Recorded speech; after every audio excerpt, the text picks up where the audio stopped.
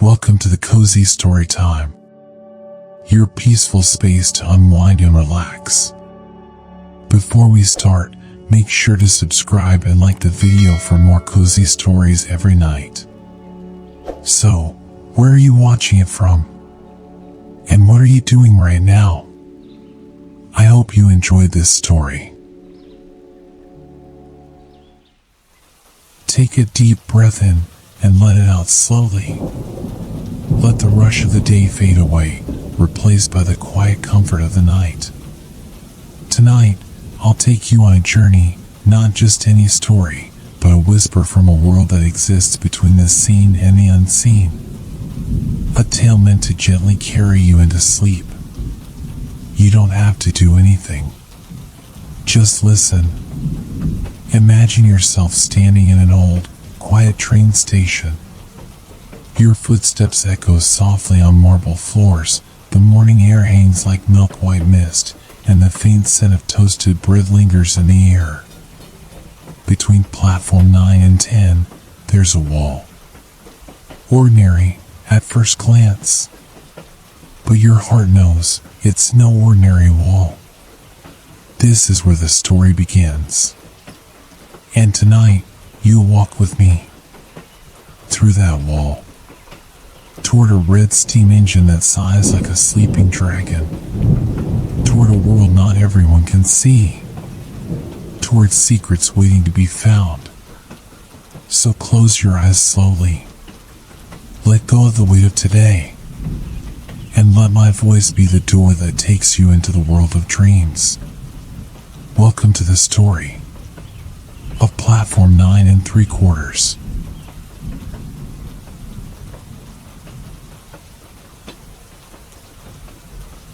That morning, King's Cross Station felt like a painting that hadn't quite dried. The air still held the breath of the night before, cool and damp, and sunlight streamed gently through the tall windows, casting shimmering patterns on the marble floor that shifted as you moved. Around you, people bustled, dragging luggage, checking watches, hugging goodbyes, but their movements felt muffled, as though you were watching them through a pane of glass, separated by something only you could sense. Your footsteps echoed lightly, yet each one landed with the weight of a quiet expectation. Something was calling, even if it had no voice. You walked slowly, your grip tightening on the handle of your suitcase. It wasn't heavy because of clothes or books. It was heavy with knowing, some kind of deep, unfamiliar knowing that lived just behind your ribs. Between platform 9 and 10, you stopped. The brick wall looked so ordinary, so unapologetically solid and unimpressive. No signs, no glowing arches, no grand entrance. Just brick, withered and reddish, like any other wall in London. But your heart disagreed. You reached out, hand trembling slightly. Your fingers brushed the bricks, rough and surprisingly warm, as if the wall remembered every child that had ever passed through it, every secret it had swallowed.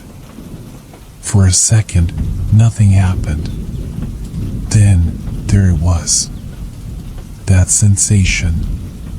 Like stepping into fog that curls around your limbs, not cold, not warm, just inviting. Your body tilted forward, not from force, but from trust, as if something inside you had always known this moment would come. And then you were gone. Gone from the sound of suitcases and train whistles, from the ordinary world of coffee stands and forgotten umbrellas. The wall let you through like breath slipping between lips. On the other side, silence waited. Not emptiness, but the kind of silence that listens. You opened your eyes fully. A train stood before you. No, not just a train. A steam engine, crimson and gold, regal and humming with power, its metal sides gleaming under a softer, more silvery kind of light. Steam hissed around its wheels like the breath of a sleeping dragon. It wasn't just waiting. It was watching. And somehow, you knew it had been waiting for you. There were people here, too, some in school robes, others in cloaks and coats that didn't belong in any ordinary century. Their conversations hung low, their glances slid past you, polite and distant. You stood at the edge of the platform, not quite part of their world, not quite a visitor either. The platform was marked in a brass plaque, half shining through mist and time, platform 9 3/4. Your breath caught, and your fingers clenched tighter around the suitcase handle. There's something strange about realizing you're standing in a story you thought you only read about. It doesn't feel grand. It doesn't feel like triumph. It feels quiet. It feels like stepping into a memory that never belonged to you, yet fits perfectly around your shoulders. The steam kissed your face, warm and damp. The air smelled of oil, parchment, and a sweetness you couldn't place, like old spellbooks and chocolate cake and something just out of reach. You took a step forward. The platform floor beneath your feet had a different rhythm, as though it remembered magic more than footsteps. Everything around you was vibrant, but not loud. Magic here wasn't about spectacle. It was about history, heartbeat, waiting. Someone brushed past you, a boy maybe your age, robes fluttering behind him, muttering about being late again. He didn't look your way. You weren't entirely real to him yet. Not until you boarded. The conductor stood near the front of the train, tall and silent, his gaze fixed on something distant, or maybe inward. He nodded once when your eyes met, not kindly, not sternly, but knowingly, like someone who's seen thousands of first-time travelers, each carrying a story waiting to be unlocked. You moved toward the nearest door. Your hands found the cool metal of the handle and pulled. The door opened with a quiet click. Steam drifted past your ankles as you climbed aboard. The hallway inside was dim, cozy. Lamps glowed like candlelight, their warmth casting shadows that danced slightly as you passed. Doors lined the corridor, each one closed, each one a mystery. You didn't know which compartment would be yours. But you kept walking. Every few steps, you paused. You could hear murmurs behind the doors, laughter, spells recited half-heartedly, the crinkle of wrappers, the rustle of books. You stopped before one that seemed a little quieter. Not silent, but patient. You felt something behind it, not loud or obvious, but like an echo you hadn't made yet. You opened it, and the journey truly began.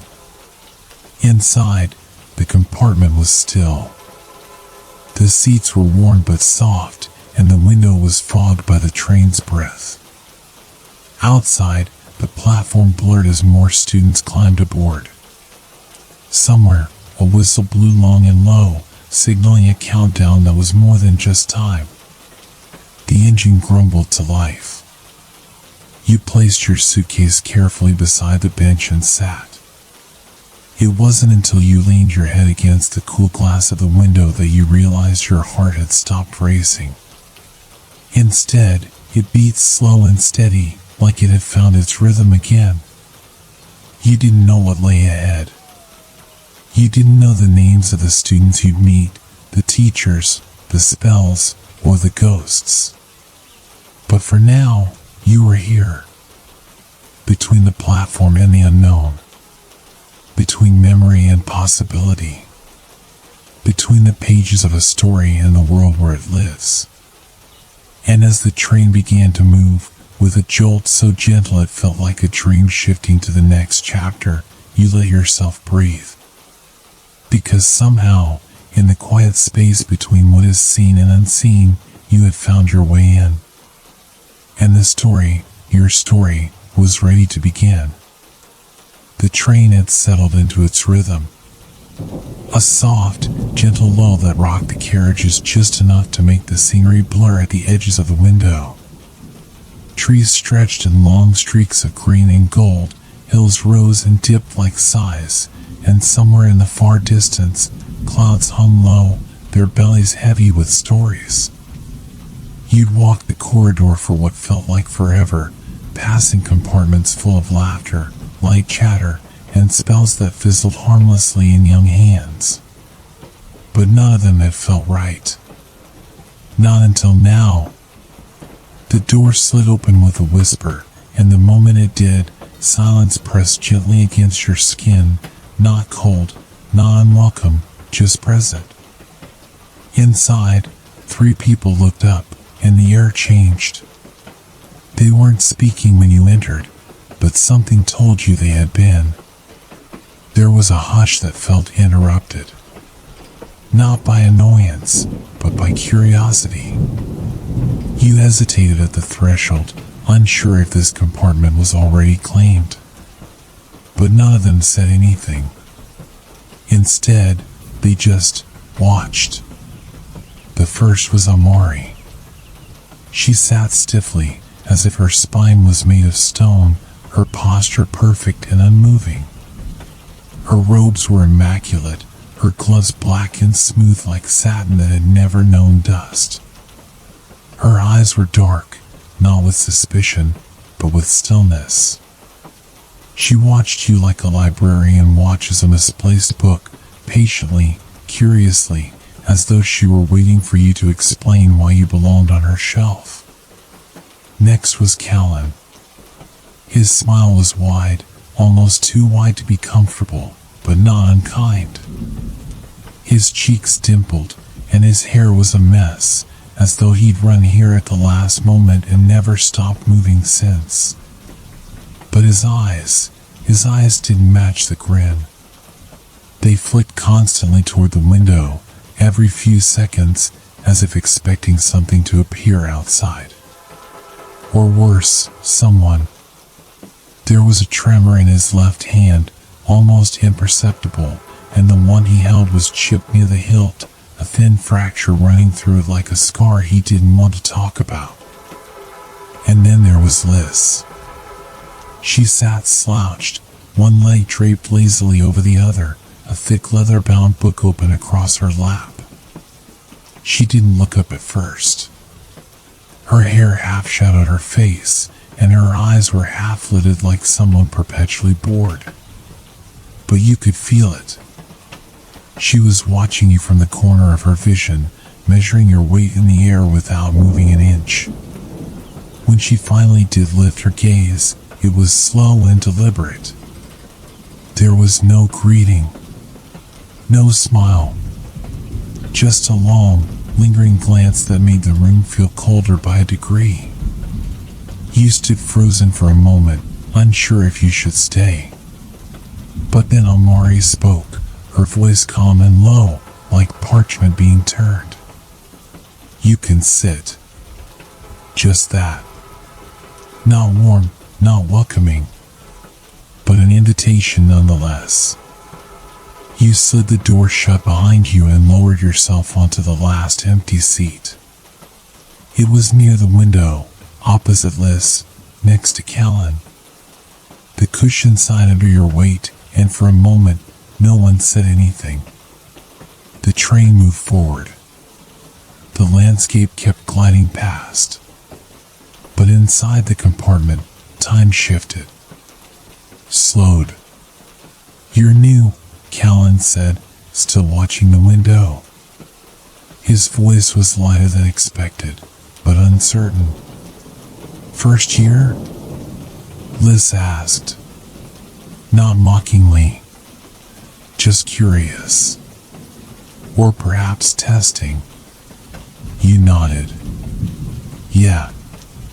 "Figures," Callan muttered, flicking a small crumb off his robes. "They always come through that door." That door? The thought stuck in your head like a burr. Before you could ask what he meant, Amari cleared her throat. "You're not supposed to be here yet." Her words were cruel, but they struck something. A nerve you didn't know was exposed. You blinked at her, confused.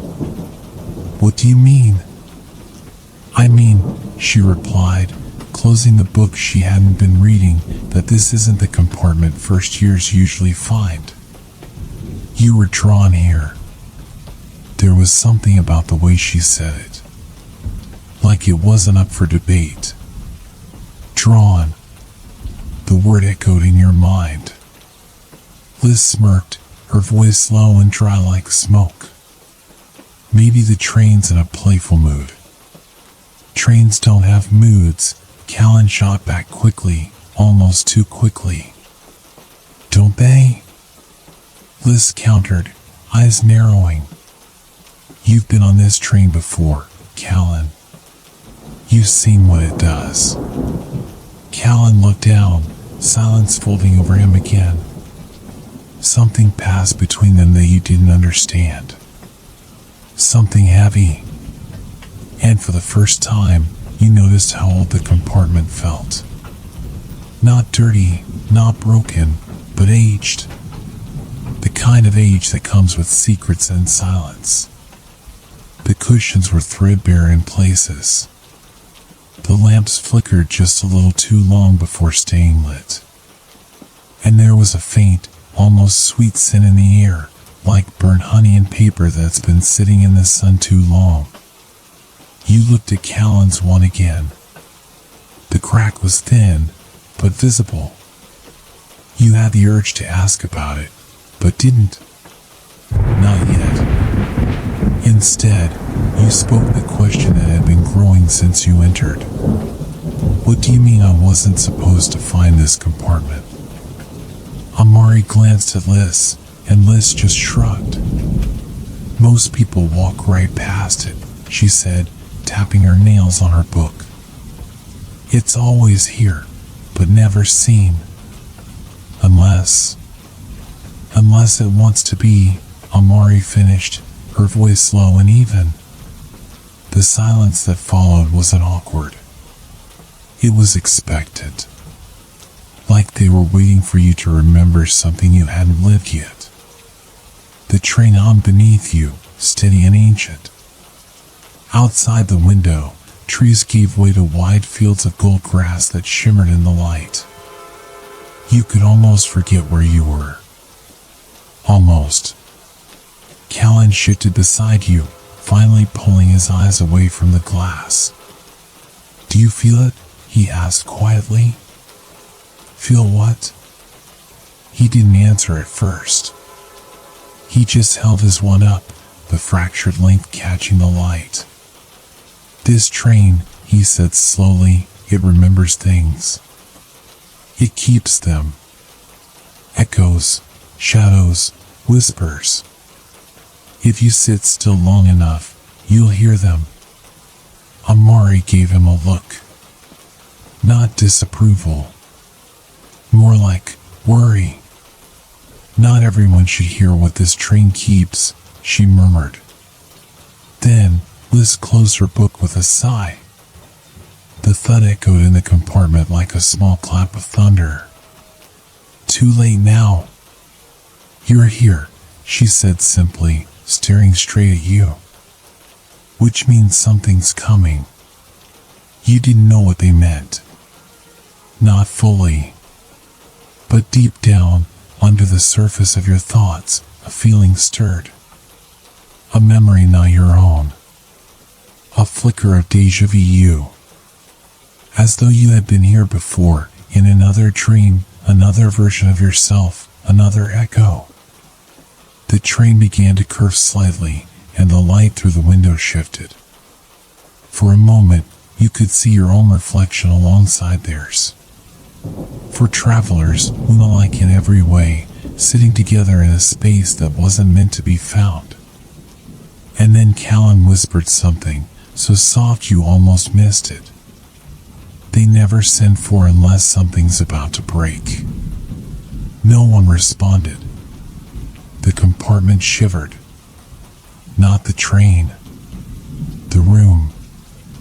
as if it exhaled or remembered something it hadn't meant to.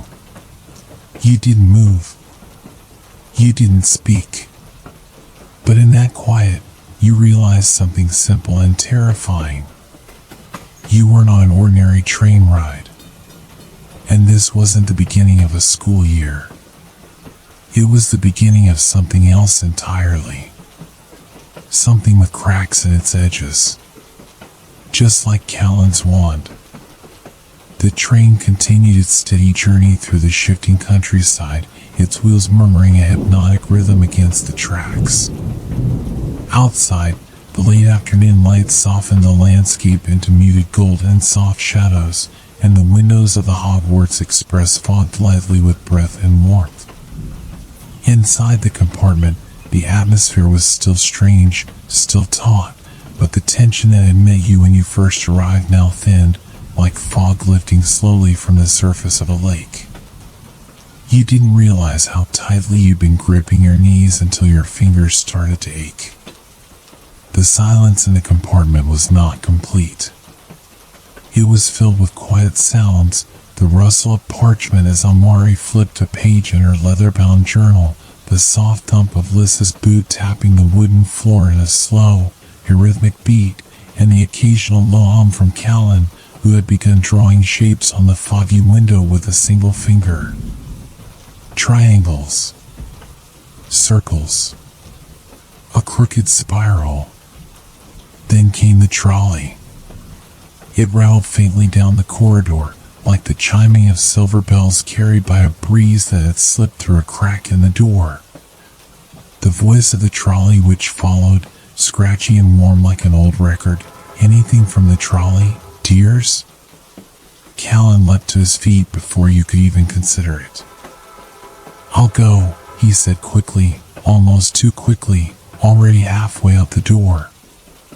The compartment door clicked shut behind him, and his hurried footsteps faded down the corridor. He doesn't like being here long, Lys said without looking up.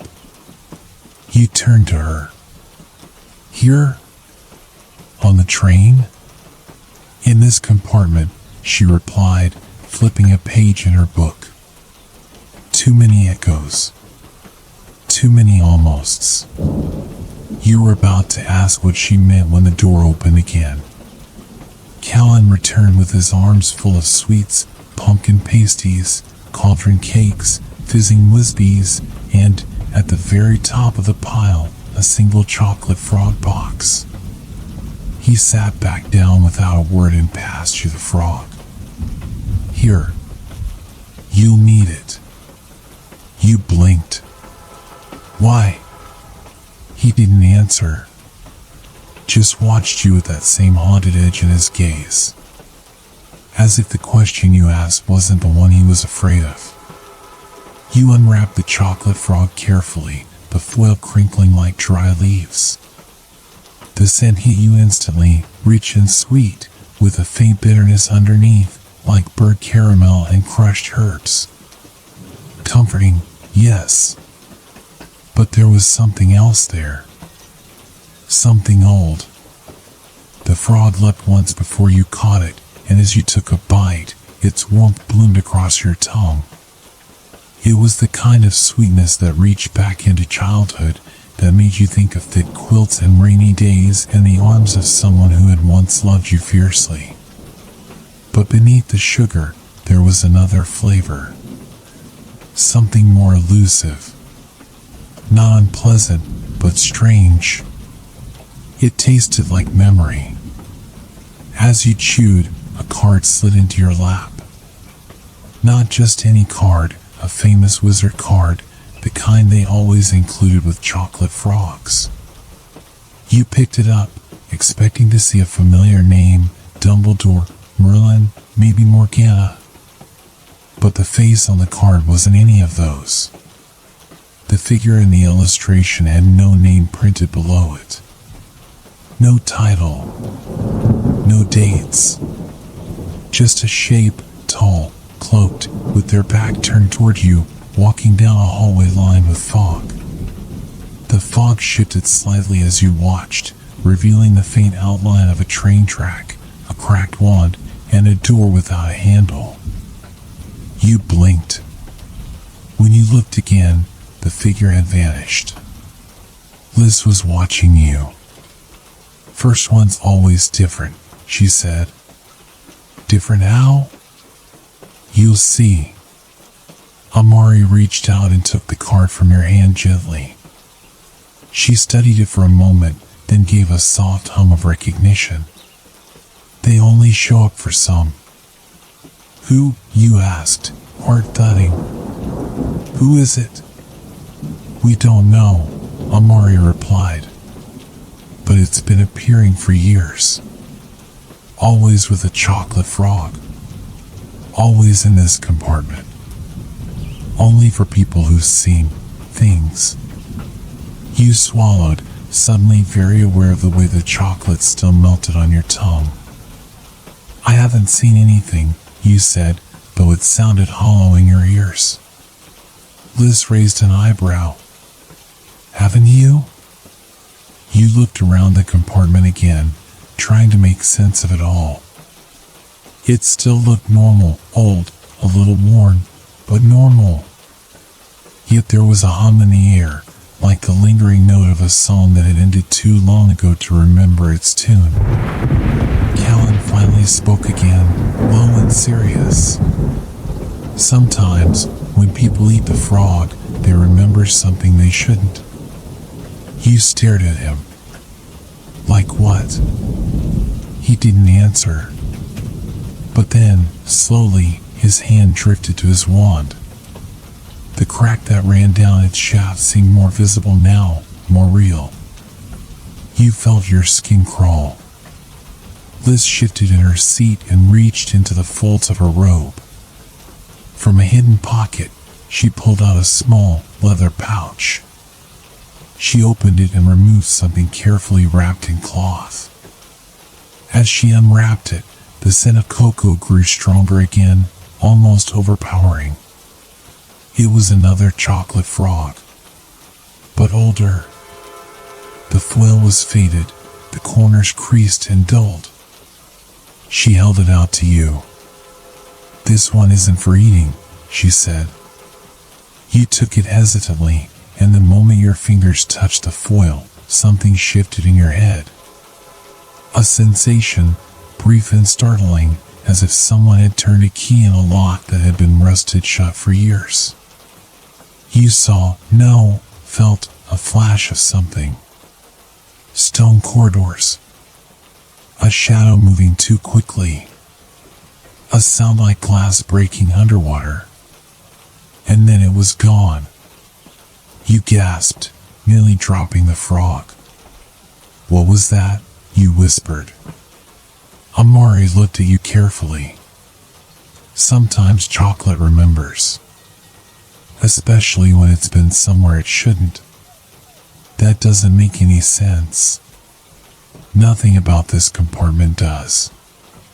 The train gave a low groan, as if responding to her words. Silence settled again. Heavy. Weighty. The kind of silence that precedes decisions, or perhaps confessions. Callan leaned forward suddenly, his voice barely audible. My one cracked the last time we stopped. Not at a station. Not anywhere on the map. It wasn't supposed to. Nothing there was supposed to exist. You stared at him, 100 questions fighting for space in your mouth.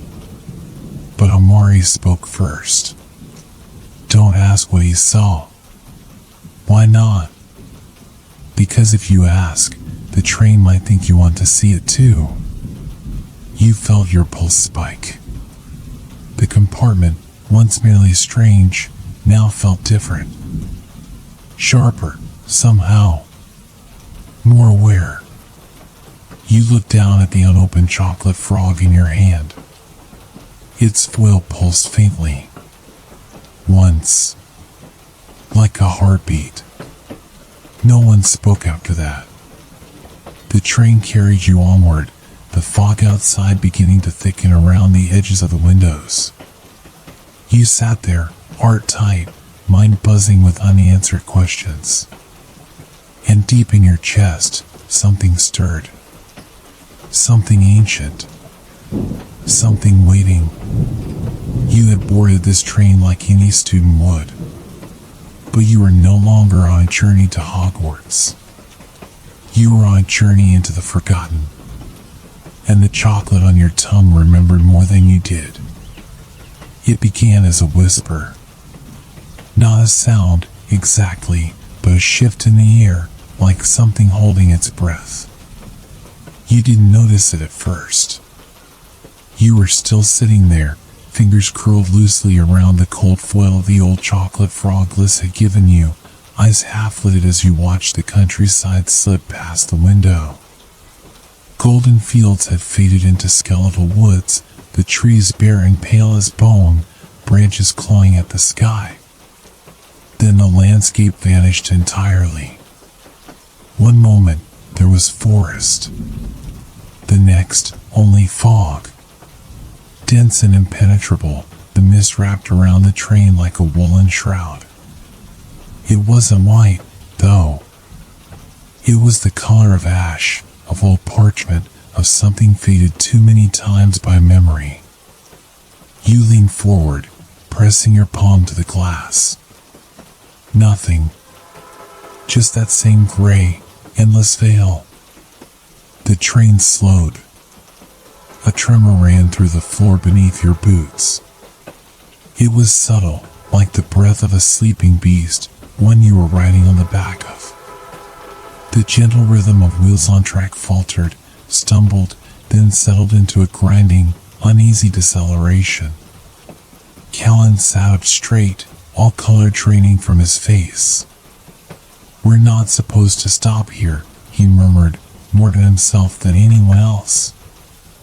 Liz lowered her book, her eyes narrowing at the window.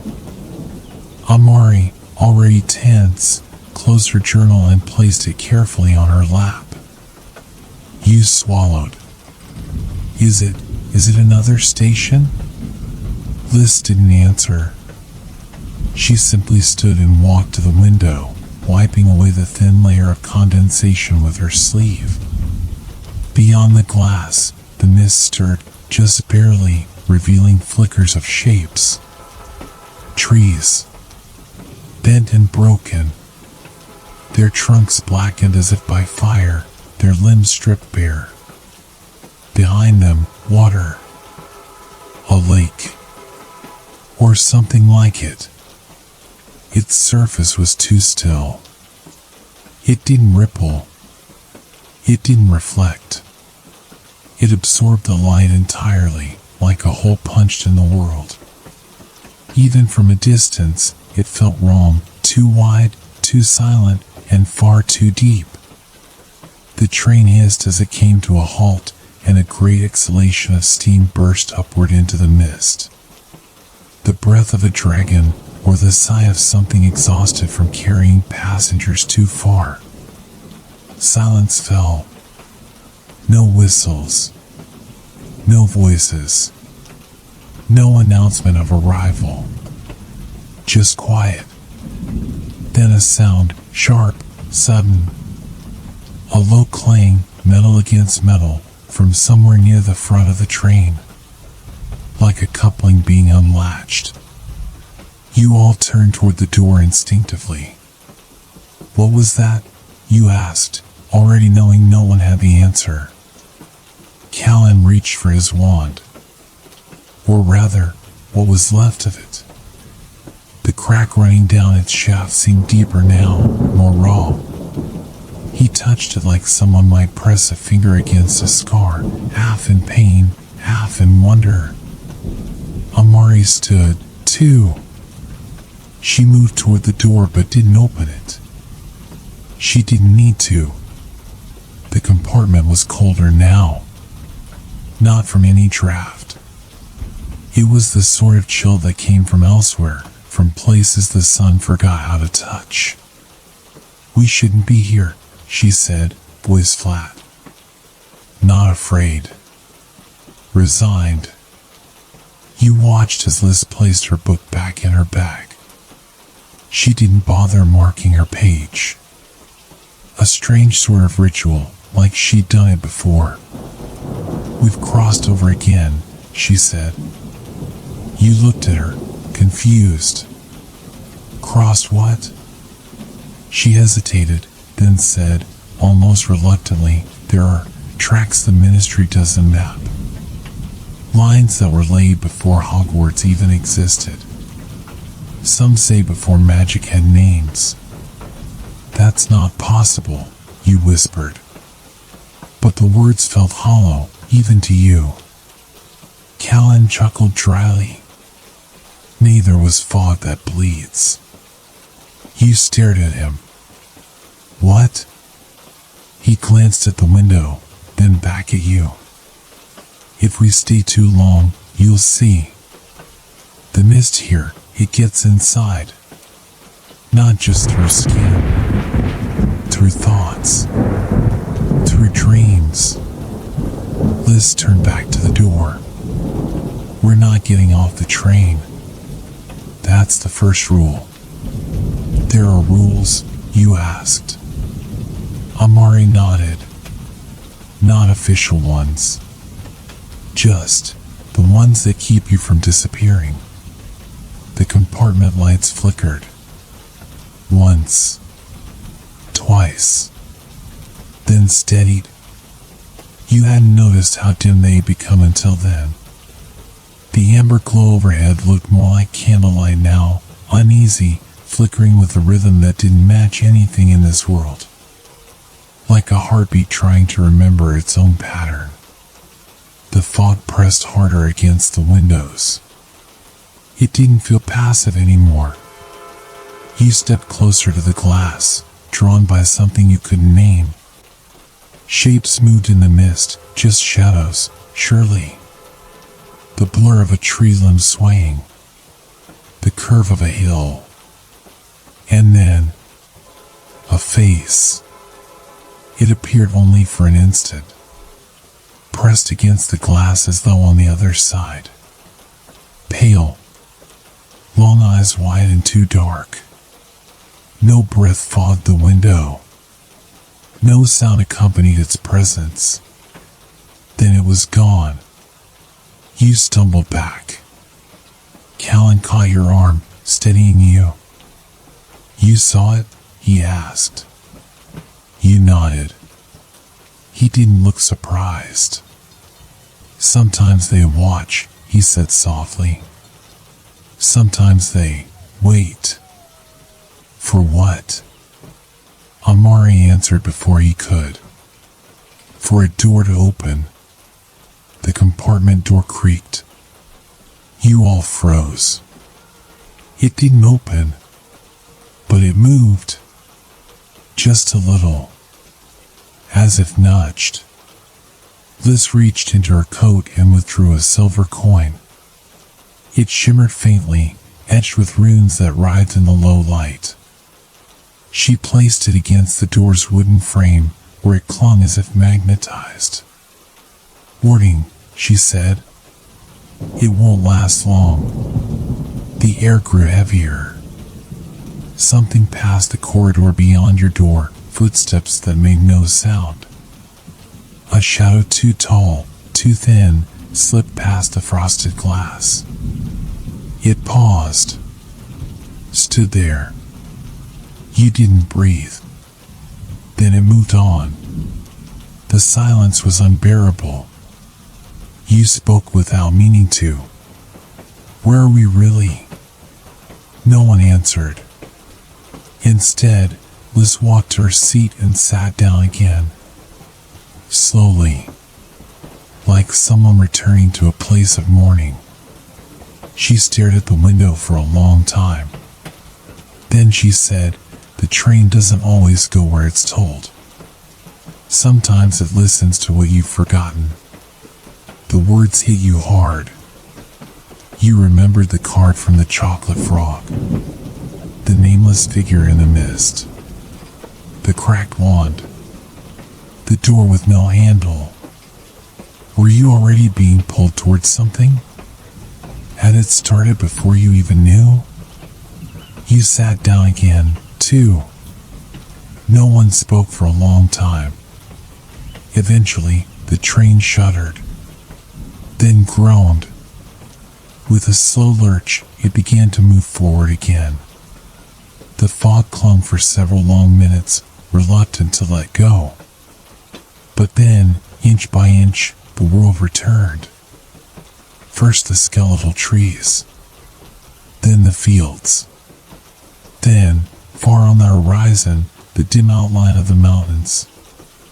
You didn't speak again for the rest of the ride. The others didn't either. But in your lap, the old chocolate frog foil still pulsed softly. Once. Twice.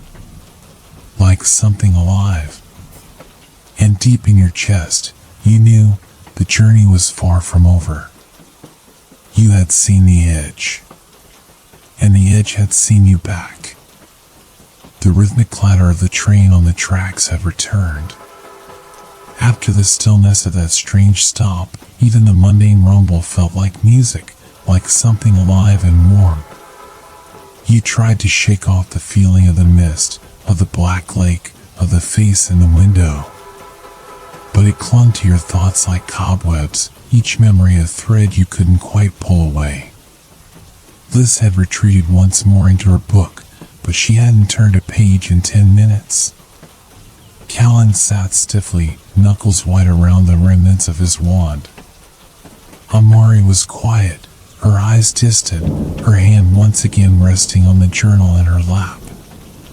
She hadn't opened it since the fog. You tried to relax, to let the familiar motion of the train lull you back into normalcy, but your fingers wouldn't unclench from the fabric of your coat. You felt like prey, not chased but watched. Hunted not for sport, but for remembrance. Then the knock came. 3 soft taps. So gentle, so measured, they almost didn't register as real. But you heard them. Clear and close. Just behind the door to your compartment. Your breath caught. You looked at the others. Nothing. Callan was rubbing at his eyes. Amari's head had tilted, lost in thought.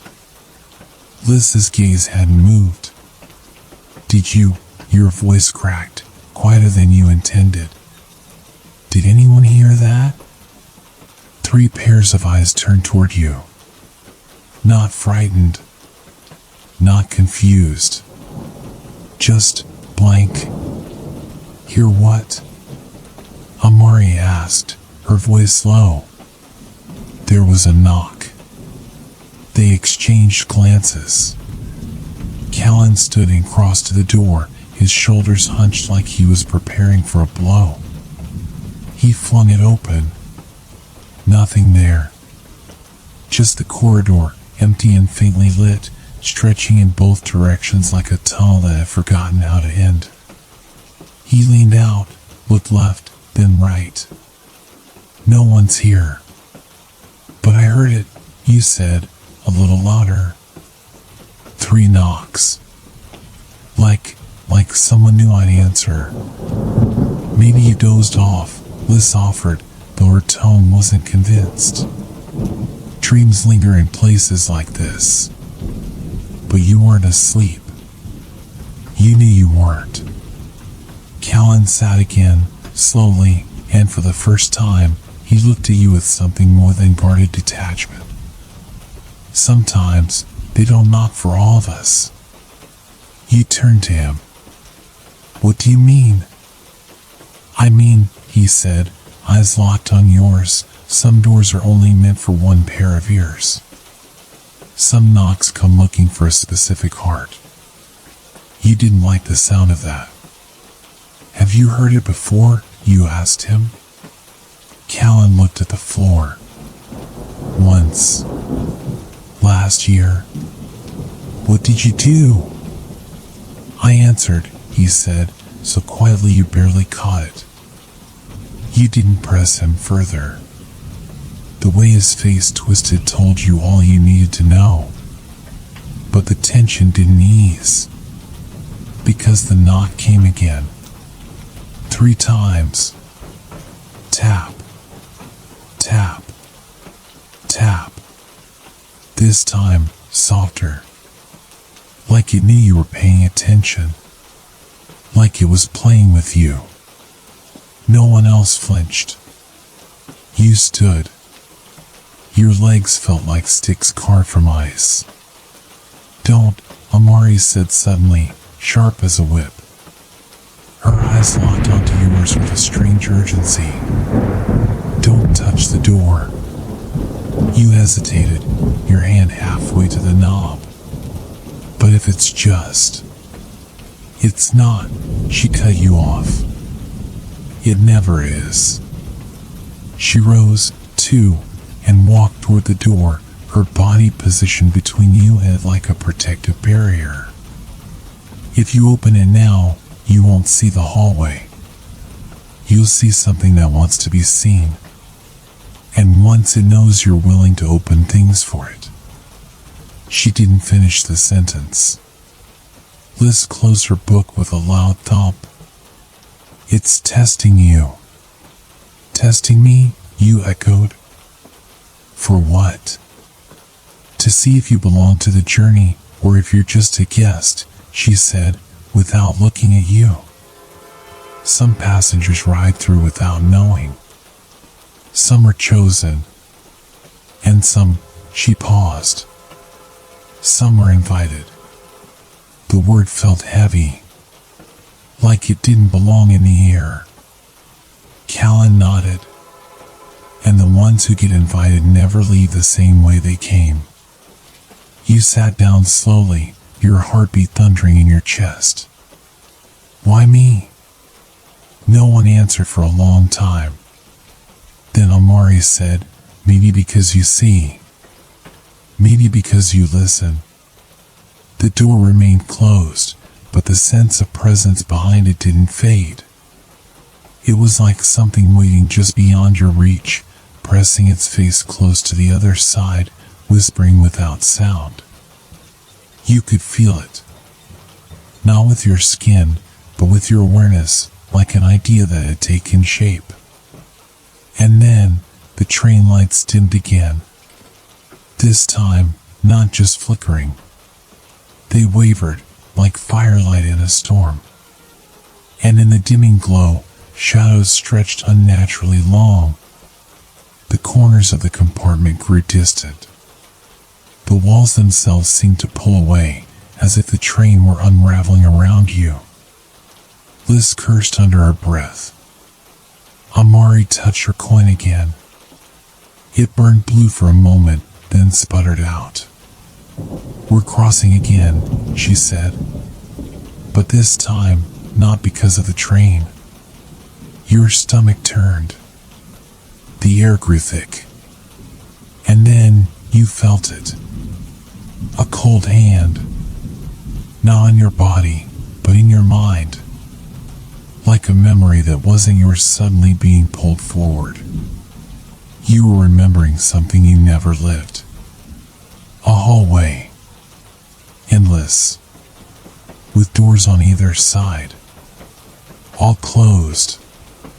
Except one. And from it, a whisper, "You've been here before." You gasped. The image vanished. Amari was holding your arm, shaking you gently.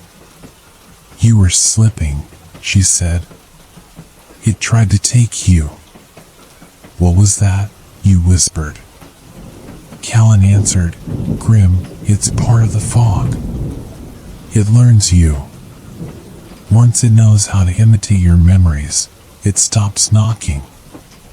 You didn't want to know what happened after that. The light steadied once more. The shadows shrank. The compartment returned to its normal, cramped size. But nothing was the same.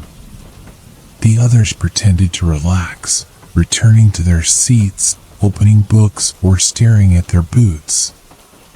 But no one spoke again. No one joked. No one laughed. You sat in silence, staring at the door, now inert and quiet, but still carrying that faint, invisible weight. The knock hadn't come again. Not yet. But it would. And next time, you didn't know if you'd be strong enough not to answer. The silence that followed the knock was deeper than before, thicker, almost sentient. It clung to your skin and filled your lungs like damp cloth, too soft to scream through, too heavy to ignore. The others had settled into their quiet again, but you could tell something had changed. You could feel it. The door had not opened, but something had entered anyway. The fog hadn't returned outside the window. The countryside moved steadily now, the golden hills replaced by winding rivers and the occasional flicker of cottage light in the far-off distance. But the real storm was no longer out there. It was inside the carriage. Inside you. You shifted in your seat, trying to dispel the feeling that the walls were breathing.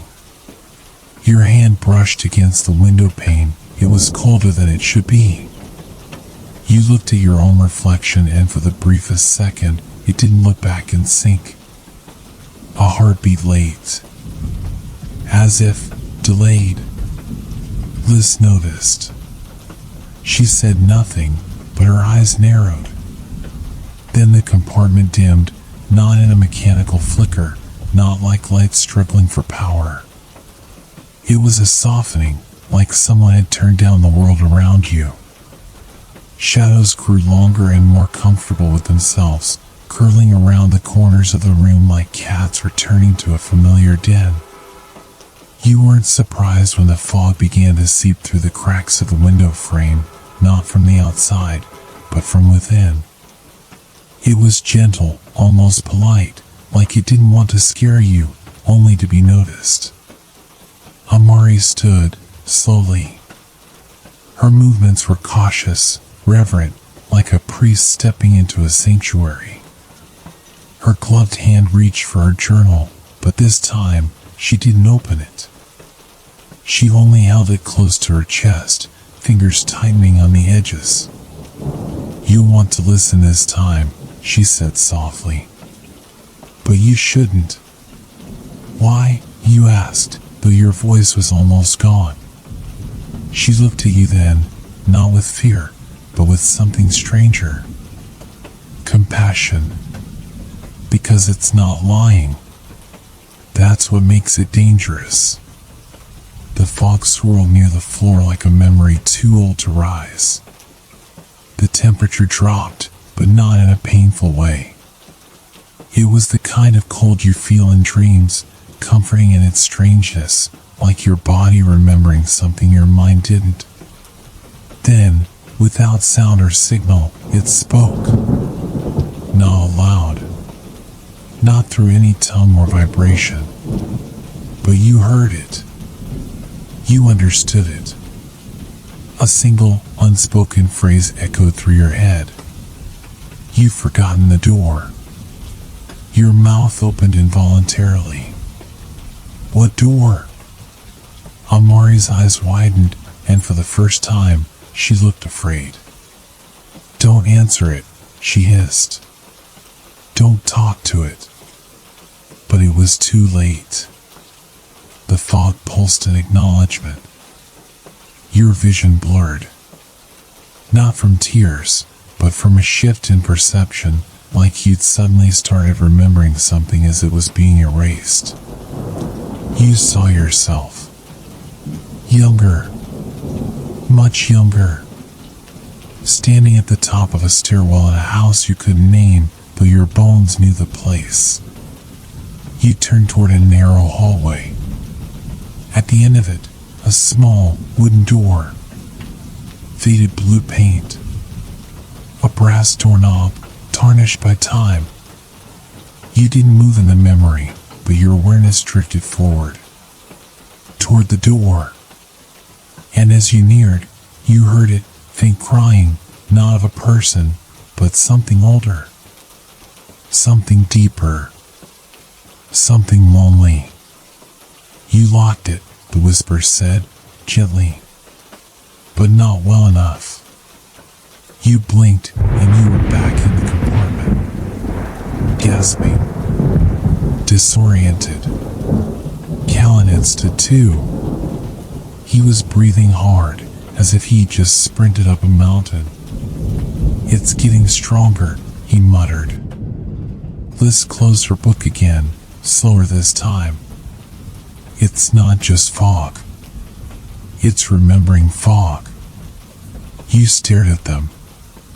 What was that door? Why did I see it? It's not a door, Amari said, and there was a tremble in her voice now. It's your door. Everyone has one. Most never have to face it. Most never remember where it is. But you... She paused, and her eyes turned almost sad. You've been close to it before. The fog curled around your shoes now. Not invasive, not threatening.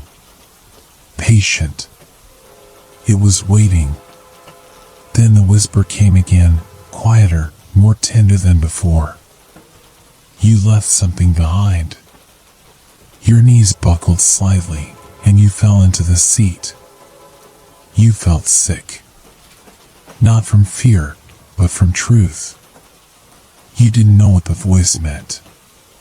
But part of you did. A part you hadn't spoken to in years. A name floated into your mind. You hadn't thought of it in forever. Ezra, you murmured. The others looked at you. Who? Callan asked, eyes narrowing. My brother, you said. He died when I was 10.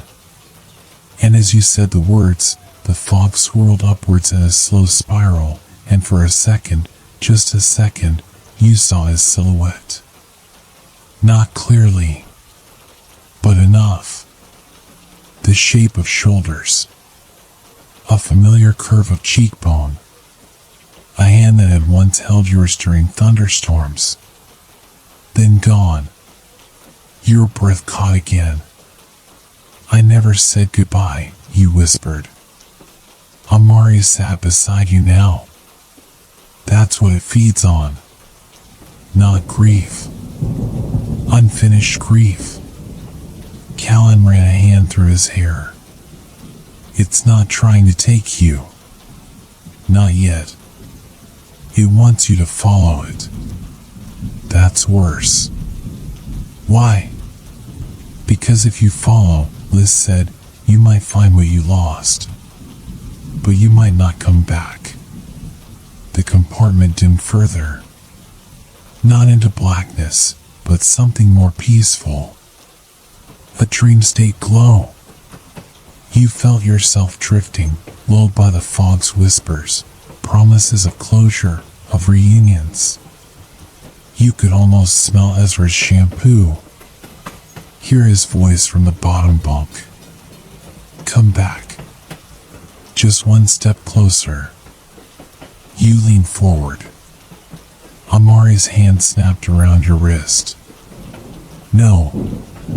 You jolted. The fog retracted instantly, like it had been burned. And for the first time, you felt it, frustrated. Not angry. Not hostile. But denied. The compartment returned to itself. The lights flickered, then steadied. The fog retreated to the edges of the floor.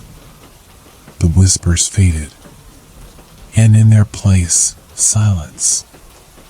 You sat there for what felt like hours, heart racing, head pounding, the ache of old memory freshly reopened.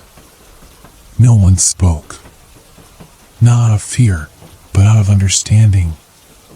You've been marked now. Not harmed. Not claimed. But chosen. And the whisper had not lied. It didn't come to hurt you. It came to remind you. The door still exists. And someday, You might open it. The train had started moving again, cutting through the mist like a blade through cloth, but the silence inside the compartment refused to lift. The fog had left, physically, yes, but something of it lingered, woven into the fabric of your thoughts, etched in the space behind your eyes. No one spoke for a long while. Even Callan, whose usual nervous energy filled any empty space with muttered jokes or curious questions, sat motionless, eyes locked on the fractured wand cradled in his lap. You hadn't noticed it before, not properly, but the wand was unnerving in its brokenness. Most snap wands were useless, mere husks of what once channeled power. But this one, it pulsed faintly, like it was still breathing, still aware. The wood was split clean down the middle, revealing a sliver of its core, unmistakably silver thread, glistening even in the dim compartment light. It looked less like a wand and more like a wound that had refused to heal. Callan caught your gaze and quickly looked away. But that flicker of shame, almost guilt, didn't go unnoticed. You leaned forward. Callan, that wand. It's not yours, is it? Amari's lips parted slightly, but she said nothing. Liz simply closed her eyes and leaned back, letting her head rest against the window, like she already knew what was about to be said and didn't need to hear it again. Callan swallowed. His knuckles tightened around the wand as if bracing against a storm only he could feel. No, he admitted. It belonged to someone else. You waited. He didn't continue. Who, you asked. His eyes flicked up to you, blue and tired and ancient in a way that didn't match his youthful features. She was my sister. Your breath caught slightly. The fog's whispers still clung to your memory, the echo of unfinished grief. You remembered the silhouette in the mist, the way it pulled at your name. Was this what haunted him too? She disappeared, he said quietly. 2 years ago. Not from school, not from a duel gone wrong. Just gone. Like smoke through a keyhole. No one believed me when I said she was taken. That something took her. But I know it did. I saw it. He paused, his gaze far away now. She had this wand. It was everything to her. But when she vanished, it was the only thing left behind. Snapped clean. Like whatever took her didn't want her to have a way back. A cold wave ran down your spine. You think the wand still connects to her, you said, not as a question, but a certainty. Callan nodded, slowly. Sometimes it hums. Sometimes I see lights flicker when I hold it. And sometimes I hear her. Liz exhaled sharply. It's not her, she said, eyes still closed. Callan's shoulders tensed. You don't know that. I do. Because if it was her, she wouldn't whisper the things you told me she did. Amari stood. Her posture was rigid, like the tension had finally anchored itself deep enough to bear weight. She walked over to Callan and knelt beside him. You're not wrong about the wand, she said gently. It's a bridge. A fracture between here and there. But the thing about bridges, Callan, is that they go both ways. Callan turned to her, voice breaking. But what if she's trying to come back? What if she's not the one trying to cross? Amari whispered back. That silence again. Thick as syrup. Every breath in the compartment felt like it had to be earned. You glanced at the one again. And now that you knew, now that the truth had been pulled into the open, you saw it differently. It wasn't just broken. It was scarred. Like it had survived something that no one else had. Why did you bring it on the train? You asked. You knew it wasn't safe. Callan smiled bitterly. Because it's only on the move that it quiets down. At home, it sings at night. Screams, sometimes. But on the train, it's as if something can't reach it here. Like the motion confuses it. Amari nodded. Transit has always been a liminal space. Between destinations, between times. That's why so much can slip through during travel. That's why the fog came. And why it left, Liz added quietly. The once presence stirred it, but movement made it hesitate. The realization struck you, the fog, the whispers, the silhouetting your vision, it wasn't random. It had all begun when you entered the compartment. When you sat near the wand. When you became close enough to be seen. You leaned back, suddenly overwhelmed. So the fog was looking for him? For the wand? No, Amari said slowly. It was looking for you.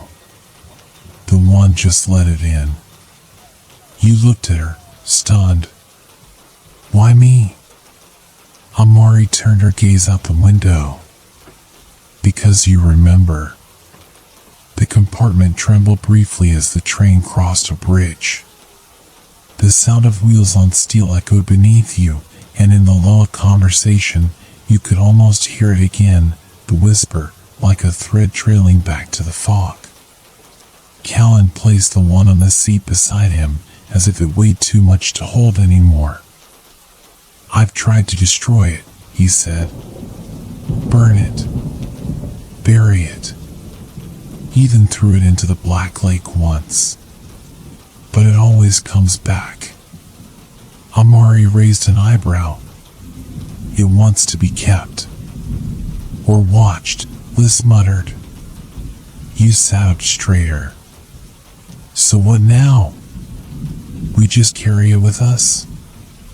Hope it doesn't open another door? No, Amari said. We find where it leads. We find the crack it came from. And we seal it. Callan laughed, but it was humorless. You think that's even possible? Amari reached into her coat and pulled out a small vial. The liquid inside shimmered between gold and violet, changing with every movement. She placed it gently on the table. I've been preparing, she said. I knew something like this would happen. You knew? You asked. I didn't know what. But the signs were there. The dreams. The cold spots and empty rooms. The way the clocks at home stopped at the same time every day, 2:47, the exact minute my grandmother disappeared in 1973. All the stories, all the fragments, they point to one thing. She looked at each of you. There's a fracture in the magical boundary. And it's growing. Liz opened her eyes finally. And the wand? It's a key. But not the only one. You didn't want to ask. But the words formed anyway. What's the door? Amari looked at you, and for the first time, her voice faltered. We don't know yet. You stared at the wand, your own memories pressing harder against your ribs now. Ezra. The door at the end of the hallway. The cold whisper in the fog. You had seen a crack, too. And maybe, just maybe, something had seen you through it. The compartment hummed again, not with magic, but with decision. No more silence. No more pretending the fog was just weather. The journey had changed, and you weren't just passengers anymore. Snow was falling when the train finally came to a stop, but it wasn't the snow you remembered. It didn't flutter down in soft, sleepy flakes like those that greeted most students arriving at Hogsmeade. No, this snow fell too slowly, as if each flake were a decision, each crystal hesitating before it touched the ground. The sky had turned an unlit gray, like ash from a fire long since gone out, and for a moment, as the doors hissed open and the chill crept in, you wondered if this was still the world you had always known. You stepped down from the train onto the platform, your boots crunching through a layer of fresh powder. A breath escaped you, curling into the air like smoke. The village of Hogsmeade lay in the distance, shadowed, quiet, its windows glowing like distant eyes watching you approach. Behind you, the Hogwarts Express gave a long, low sigh, steam rising from it in thick columns that blended with the snow-laden sky. It looked tired, as though the journey had aged it. Around you, the other students disembarked in slow procession, weighed down by more than just their trunks and all cages. They had felt it too, the rawness in the fog, the cold that had nothing to do with weather. And though they didn't speak of it, their silence was heavy with knowing. Liz was the first to vanish. One blink, she was there, shoulder brushing yours, and the next, her silhouette was swallowed by the crowd. You didn't worry. Somehow, she always moved like that, between sidelines, between moments. Callan stayed beside you a little longer. He gave a half-hearted smile, one that didn't quite reach his eyes. I don't know if I'm relieved or terrified that it's over, he muttered. You looked at him. You think it's over? He gave a tired laugh. Not really. Then he surprised you, stepped in and gave you a hug. Quick, awkward, warm.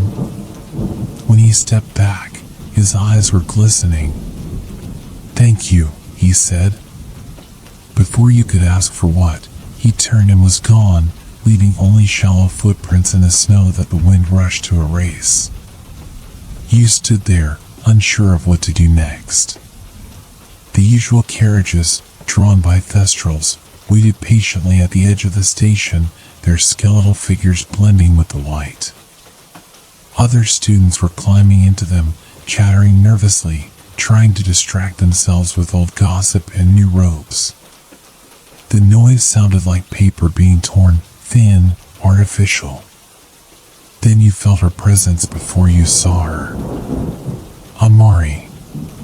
She stepped beside you without speaking, and the quiet between you settled like the snow. She didn't look at you. Her gaze was fixed on the outline of Hogwarts Castle in the distance, glowing amber on the hillside. The towers pierced the fog, proud and unmoved.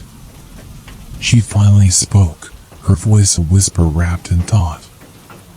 The train always arrives late when something isn't right. You nodded, unsure whether to agree or simply listen. I've only seen it once before, she continued. The year before my brother left for good. The mist came then, too. Thicker. More violent. It swallowed a teacher that year. They said he drowned in the Black Lake, but I saw his eyes before he vanished. He wasn't looking at water. He was looking at someone behind him. You looked at her. Why didn't you say anything before? Amari shrugged slightly. Would you have listened? Fair. You walked with her toward the carriages, the two of you moving slower than the rest, like you were out of sync with the world around you. The castle loomed larger with every step, its windows flickering like candles being tested by wind. I think you knew you were coming, she said. The fog? No. Whatever's behind it. You felt it. The pull. The way it watched. You didn't answer. You had felt it, something that had no eyes but saw too clearly. Something that knew your name before you remembered it yourself. Amari's fingers closed around something in her coat. The vial from the train. The shimmering liquid inside still pulsed with strange color, like memory trapped in glass. You never told us what that is, you said. She gave a small smile. That's because I don't fully know. But I think it's made from tears. You blinked. Tears? Tears from those who remember what they shouldn't. From dreamers who see cracks in the waking world. You didn't know what to say to that. The wind picked up as you climbed into the last empty carriage. The thestral waiting in front twitched its head toward you, nostrils flaring as if sniffing something ancient on your skin. Amari settled beside you and gave the smallest nod. The carriage lurched forward. The ride up to the castle was slow and quiet. The snow muffled the wheels, and the forest beside the path rustled softly with unseen life. The trees looked closer than usual. Taller. Or maybe you were just noticing them properly for the first time. You found your eyes drifting to the sky. The clouds were low, shifting like ink in water. For a heartbeat, you thought you saw something move in them, a shape, a ripple, almost a face. But it was gone too fast to name. At the gates of Hogwarts, the statues of winged boars stood guard as always, but their stone eyes seemed darker. The gates creaked open on their own.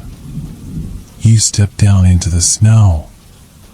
Around you, the other students were already moving toward the great hall, eager for warmth and distraction. You weren't in a hurry. Amari remained by your side. Together, you paused at the threshold of the castle. She turned to you, her eyes unreadable. There's one last thing, she said. Before we go in. You looked at her. The thing that watches you. The thing in the fog. It doesn't come to hurt you. Not yet. It comes to mark you. Your heart beat louder. Mark me for what? She hesitated. For return. The castle doors groaned open, golden light spilling onto the snow, melting in uneven patches. Inside, laughter echoed, and the smell of roast chicken and treacle tart wafted out, trying to convince the night that everything was as it should be. You stepped inside. The warmth hit you like a memory. The sounds, the smells, the flickering torches, they welcomed you like old friends. But somewhere, beneath it all, something else stirred. You turned slightly, just before the doors closed. And in the distance, at the far edge of the station, standing where the train had been, was a figure. Not tall. Not shadowed. It was you. Yourself, blurry, half-formed, watching. And then it turned. And vanished. The door shut behind you. You were inside now. Hogwarts awaited. But the journey had only brought you to another beginning. And tonight, when the lights dimmed and your head met your pillow, you knew. You would dream. And the fog would be waiting. And now, the train has stopped. The snow has begun to fall gently, like ashes from stars long forgotten. The castle stands in the distance, quiet and eternal, watching over all who arrive, and all who remember. You've walked a long way tonight, through mist, through memory, through doors that were never meant to open, But you're safe now. The whispers have faded. The echoes have quieted. And the night holds you softly in its arms. Let the last images of the journey melt into dreams. Let the characters rest in silence, where stories pause but never truly end. There will be more nights, more stories, more quiet moments like this one. But for now, you don't have to go anywhere. Just breathe. Let go. Sleep, knowing that even in the quietest corners of the world, magic still waits. Good night. Sleep well. And may the mist return only when you're ready to wander again.